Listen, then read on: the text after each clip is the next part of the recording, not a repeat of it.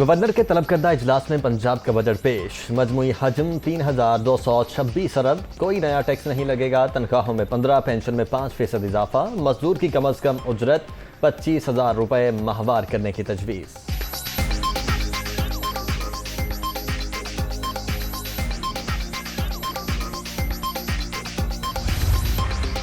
मुश्किल हालात के बावजूद टैक्स फ्री और आवाम दोस्त बजट पेश किया। तनख्वाहें बढ़ने से मुलाजमीन को रिलीफ मिलेगा।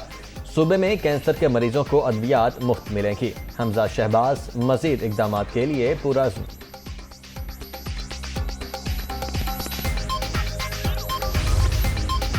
और मनी लॉन्ड्रिंग केस मोनी सिलाही गिरफ्तारी देने FIA ऑफिस पहुंच गए।